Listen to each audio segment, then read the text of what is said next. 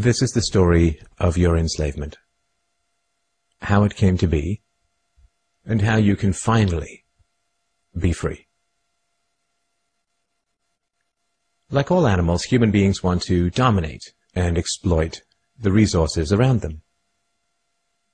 At first we mostly hunted and fished and ate off the land, but then something magical and terrible happened to our minds. We became, alone among the animals, afraid of death and of future loss. And this was the start of a great tragedy and an even greater possibility. You see, when we become afraid of death, of injury and imprisonment, we become controllable and so valuable in a way that no other resource could ever be. The greatest resource for any human being to control is not natural resources or tools or animals or land, but other human beings. Human society cannot be rationally understood until it is seen for what it is: a series of farms where human farmers own human livestock. Some people get confused because governments provide healthcare and water and education and roads, and thus imagine that there is some benevolence at work. Nothing could be further from the reality. Farmers provide healthcare and irrigation and training to their livestock. Some people get confused because we are allowed certain liberties and thus imagine that our governments protect our freedoms. But farmers plant their crops a certain distance apart to increase their yields, and will allow certain animals larger stalls or fields if it means they will produce more meat and milk. In your country, your tax farm, your farmer grants you certain freedoms, not because he cares about your liberties, but because he wants to increase his profits. Are you beginning to see the nature of the cage you were born into? Value this time in your life, kids, because this is the time in your life when you still have your choices. And it goes by so fast. When you're a teenager, you think you can do anything, and you do. Your 20s are a blur. 30s, you raise your family, you make a little money, and you think to yourself, what happened to my 20s? 40s, you grow a little pot belly, you grow another chin. The music starts to get too loud. One of your old girlfriends from high school becomes a grandmother. 50s, you have a minor surgery. You'll call it a procedure, but it's a surgery. 60s, you'll have a major surgery. The music is still loud, but it doesn't matter because you can't hear it anyway. 70s, you and the wife retire to Fort Lauderdale.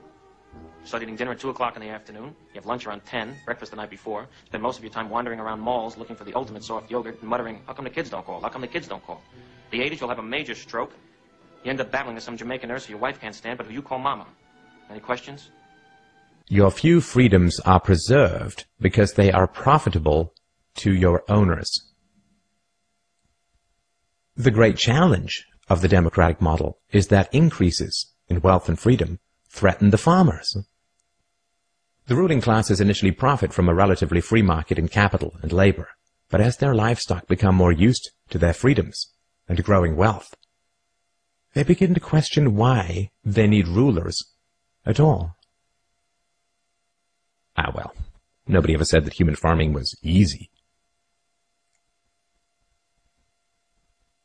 Keeping the taxed livestock securely in the compounds of the ruling classes is a three-phase process. The first is to indoctrinate the young through government, quote, education. As the wealth of democratic countries grew, government schools were universally inflicted in order to control the thoughts and souls of the livestock. The second phase is to turn citizens against each other through the creation of dependent livestock. It is very difficult to rule human beings directly through force, and where it can be achieved, it remains cripplingly underproductive, as can be seen in North Korea. Human beings do not breed well or produce efficiently in direct captivity.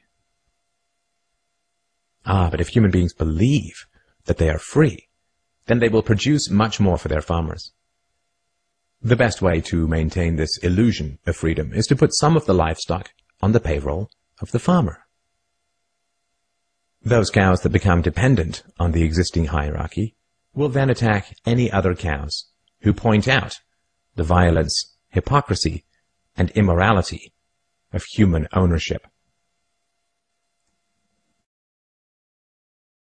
Officers positioned Grant face first on the floor with one officer near his head, a second near his back, and a third officer standing nearby. There appeared to be a brief struggle. Then, a 2-year veteran BART officer stands, draws his weapon, and fires.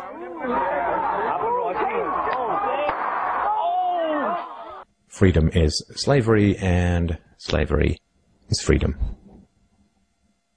If you can get the cows to attack each other whenever anybody brings up the reality of their situation, then you don't have to spend nearly as much controlling them directly. Those cows who become dependent upon the stolen largesse of the farmer will violently oppose any questioning of the virtue of human ownership, and the intellectual and artistic classes, always and forever dependent upon the farmers, will say to anyone who demands freedom from ownership, "You will harm your fellow cows." The livestock are thus kept enclosed by shifting the moral responsibility for the destructiveness of the violent system to those who demand real freedom. The third phase is to invent continual external threats so that the frightened livestock cling to the protection of the farmers. This system of human farming is now nearing its end. The terrible tragedies of modern Western economic systems has occurred not in spite of, but because of past economic freedoms. The massive increases in Western wealth throughout the 19th century resulted from economic freedoms. And it was this very increase in wealth that fed the size and power of the state. Whenever the livestock become exponentially more productive, you get a corresponding increase in the number of farmers and their dependents. The growth of the state is always proportional to the preceding economic freedoms. Economic freedoms create wealth, and the wealth attracts more thieves and political parasites, whose greed then destroys the economic freedoms. In other words, freedom metastasizes the cancer of the state. The government that starts off the smallest will always end up the largest. This is why there can be no viable and sustainable alternative to a truly free and peaceful society. A society without political rulers, without human ownership, without the violence of taxation and statism. To be truly free is both very easy and very hard. We avoid the horror of our enslavement because it is so painful to see it directly.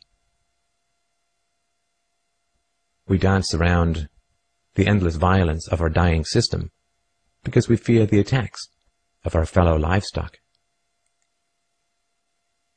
But we can only be kept in the cages we refuse to see. Wake up. To see the farm is to leave it.